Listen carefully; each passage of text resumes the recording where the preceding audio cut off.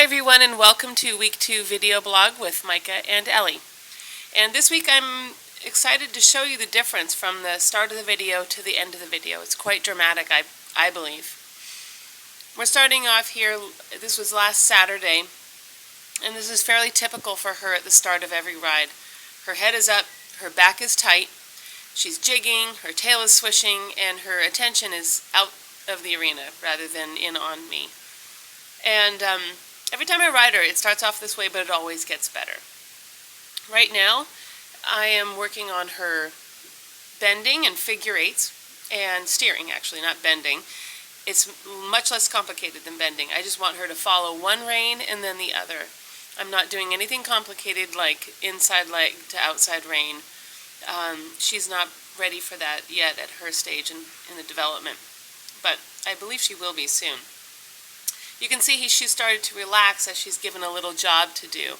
The walk can be more fussy than the other gaits just because there's more time to get distracted, I think. And I think at times here she looks like she's ready to really go to work and listen to me.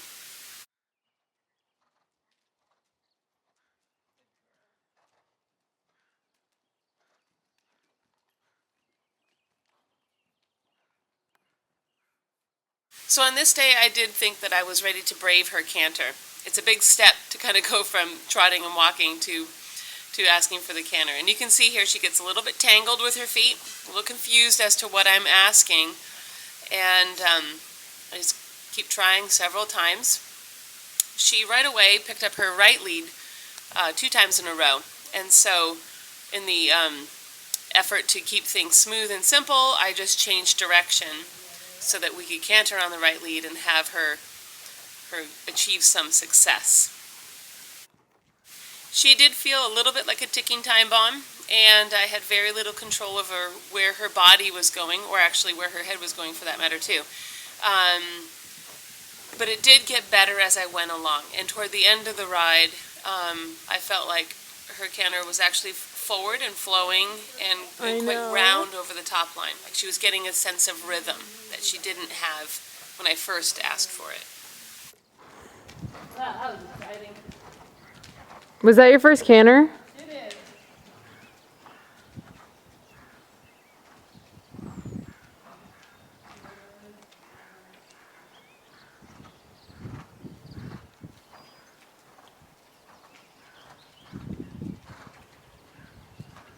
We like the right lead. Mm-hmm. Good girl. Come on. Often when you're riding a young horse, there are some things you can change and there's other things that you should just let go. And you can see here that she is pretty consistently bowing towards the exit gate. And this is something I'm just going to not fix today. Obviously, I've got a few other problems. I've got to keep her forward. And forward is going to fix everything. And if I go to fix the gait issue, I'll actually jeopardize her forwardness. So you kind of have to prioritize what you're willing to deal with on a young horse. And as she goes along, she definitely gets better and more forward and more flowing in her canter. And so I think I'll be able to address some of her straightness issues in a week or so. So keep watching this video clip and see if you can tell the moment when she just unlocks her body and relaxes.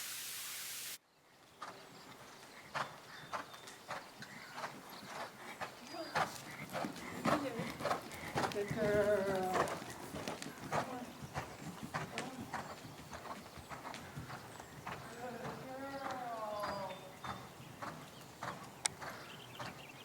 Good girl. There we go.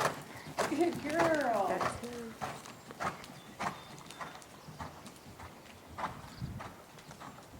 Good girl. Very good. So after that ride, I thought that I still needed to get a little bit of excess energy out of her so that she could better think about her workouts more clearly. And so one of the ways that is very helpful is when you turn a horse out. And that last clip showed her getting turned out with Lance, and all our horses get turned out overnight together, so they get about 14 hours of grass. Here she is going for a pony with Lance out to see the cross-country field. And I thought this would be a good way to get her out and about without worrying about the rider.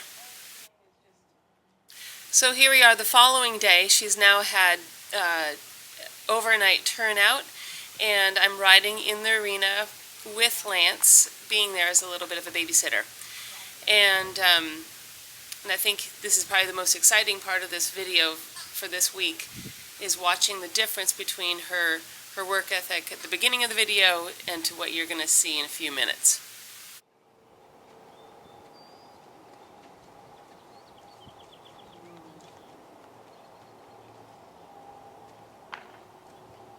Okay, I'm just going to start trotting so that she can get something to do.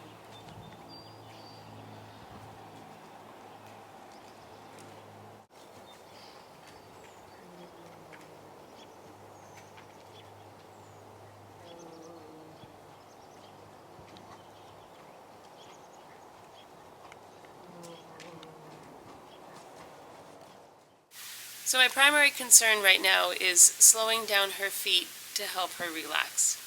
And right now she's holding her breath and not bending. She's still looking outside of the arena. But after a couple circles, she does calm down quite a bit, and she starts listening to me, and I feel like that's its own reward. Once she starts stretching her top line down, there must be some sort of endorphins or something that helps a horse, because they seem to want to do it more and more once they learn how to stretch.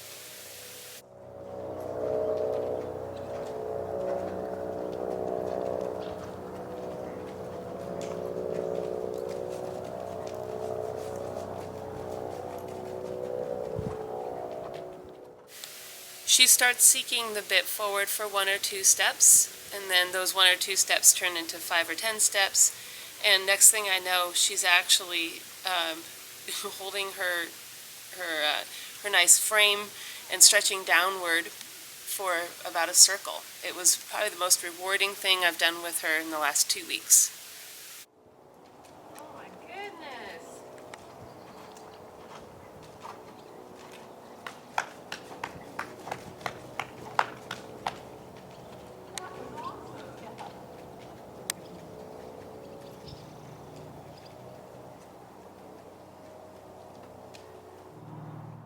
And since she did so well with her pony with Lance, we then left the arena and went for a hack. We nicely walked out of the arena, walked onto the grass, looked at the world, and walked out to cross country. It was a lot of fun to have her out there. She didn't jig at all. She was actually very confident. She led the way a little bit when Lance was slower, and she didn't seem to worry or have any confidence issues. So I think this speaks well for her future as an event horse. And to end this video, I'm going to show her being turned out with her new mate. Lance had to go back home, and this is Lucy, a 24-year-old thoroughbred mare who I rode at advanced level eventing for several years. And these two will be together for the next coming months, and hopefully Lucy will tell her all about upper level eventing and how much fun it is. See you next week.